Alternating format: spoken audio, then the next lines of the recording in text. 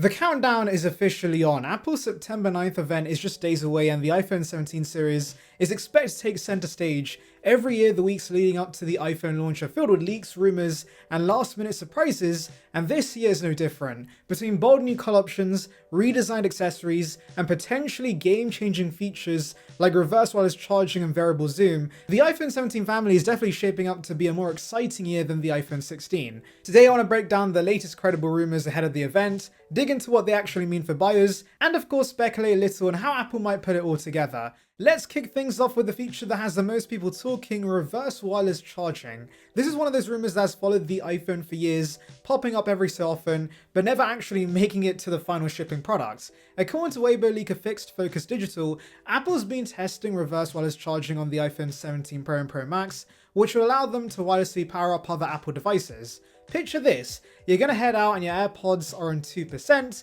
Instead of scrambling around for a wire, you simply place your AirPods case on the back of your phone, and that gives it enough juice to last the commute. Now, technically, Apple has already dabbled in this space, because back in 2021, when the MagSafe battery pack launched, people discovered that when you charged the iPhone with a lightning cable and the power back was in the back of it, the iPhone could actually pass some charge over to the battery pack. So that was the first tiny sign that iPhones could output power to an accessory, but it was more of a side effect than a proper feature. Then came Type-C with the iPhone 15 series. Apple allowed reverse charging through the ports, supporting up to 4.5 watts for small accessories. Helpful, yes, but again, not true wireless reverse charging that many Android flagships have offered for years. This is why the iPhone 17 Pro could finally be the turning point. Multiple leakers, not just one, are now pointing towards Apple actively enabling this feature, and that's significant. There's no guarantee it'll ship in September because Apple has a habit of testing things internally and then holding them back until the experience feels seamless. But since the competition's offered this for years and they need feature parity, it feels like the right moment for Apple to finally deliver this. If they do, expect Apple's marketing to play up the convenience angle.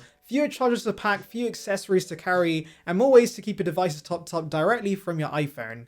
Now pause here and say, if you're enjoying this breakdown and want to stay up to date as we head into the Apple event, don't forget to subscribe. I'll be covering every major announcement as it happens, with deep dives into the iPhone 17 series, so subscribing now means you won't miss a thing. We're trying to hit 20,000 subscribers right now, so every sub counts. Shifting gears to the cameras, Weibo leaker Instant Digital says the 17 Pro Max could feature a 48 megapixel telephoto camera with true variable zoom. In plain English, that means a lens that can seamlessly switch between 5x and 8x optical zoom without relying on digital cropping. Right now, the 16 Pro Max tops out at 5x optical with a fixed 120mm focal length. If the 17 Pro Max introduces true variable zoom, it could put Apple on par with, if not slightly ahead, of Samsung's periscope lenses, which have been the industry gold standards. Alright, let's now talk about colors. Apple knows that design and finish can make or break a buyer's decision, and according to Bloomberg's Mark Gurman, the standout new finish for the 17 Pro and Pro Max is orange, or to be more specific, a copper-like shade that looks richer and warmer than anything we've seen on a Pro iPhone before. This isn't the first time copper has been in the conversation. Back during the iPhone 13 Pro cycle, there were strong rumors of a copper finish that never materialized. Perhaps the finish wasn't ready back then, but it looks like Apple's finally nailed it. Alongside orange, dome models also point towards the usual black, white, and dark blue lineup. The story doesn't stop there though, because the iPhone 17 Air, Apple's replacement for the 16 Plus, is also getting its own signature color. Multiple sources, including Fixed Focus Digital, say this will be a very pale light blue that almost looks like white in dim lighting. The subtle shimmer though could make it a real eye-catcher in Apple's marketing campaigns, similar to how Sierra Blue defined the iPhone 13 Pro. If Apple leans into the light blue, it could easily become the poster color for the iPhone 17 Air, helping to differentiate it from the rest of the range. It's also worth remembering the material science here. The Pro models have been stuck with titanium in recent years, which limits color options because titanium doesn't hold bright finishes easily. That's why we got muted tones like desert titanium last year. But this year, reports say the 17 Pro will move to glass and aluminium builds. Aluminium is easy to color and allows brighter shades, so it's no surprise we're suddenly hearing about bolder options like orange. It's a small design shift, but one that could make a big impact on how these phones look in the real world. Of course, accessories are also part of the color conversation, and that neatly brings us to the new cases. Apple's had a rocky history in this department. Fine woven was supposed to be the eco-friendly successor to leather, but customers tore apart online for being scratch-prone and looking worn out just after a few days. And Silicone Majimbu had previously told us about tech-woven cases, but Apple is also preparing to launch their usual silicone case range, but with a new name, Liquid Silicone. What's liquid silicone, you may ask?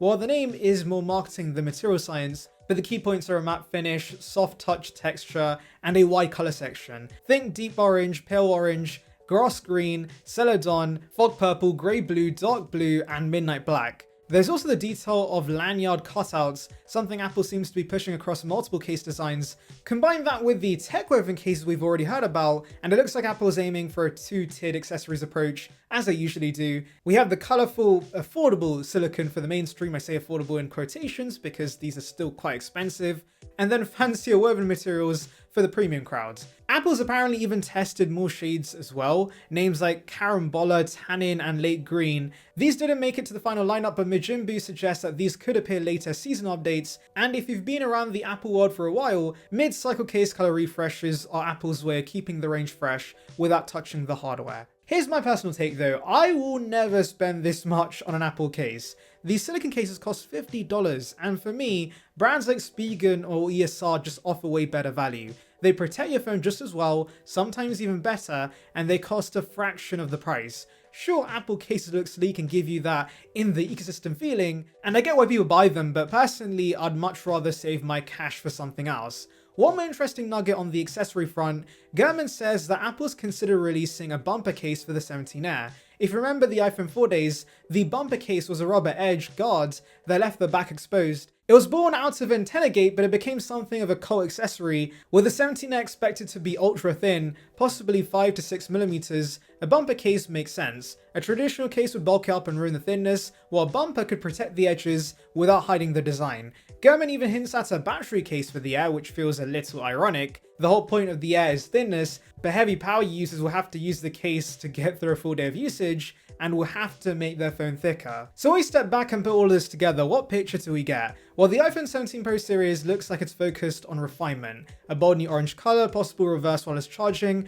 a move back to aluminium and glass, and redesigned accessories. The 17 Air is Apple's new lightweight option, thin, stylish with a fresh light blue finish, and accessories like bumper and battery cases to match. Together the lineup feels more segmented than ever, Pro for the power users, Air for those who want something sleek and distinctive. And don't forget guys, we're getting very close to the September 9th event, and if Apple follows their usual schedule, pre-orders should open on Friday, September 12th, with deliveries and in-store availability a week later on September 19th. So by this time next month, millions are going to be already holding the iPhone 17 in their hands, and we'll know exactly which of these rumors were true. So what do you think? Would you actually use reverse wireless charging on your iPhone, or is it a gimmick? And is orange bold enough to tempt you to upgrade? And would you put a razor thin iPhone 17 Air into a bumper case, or risk going caseless? Drop your thoughts below.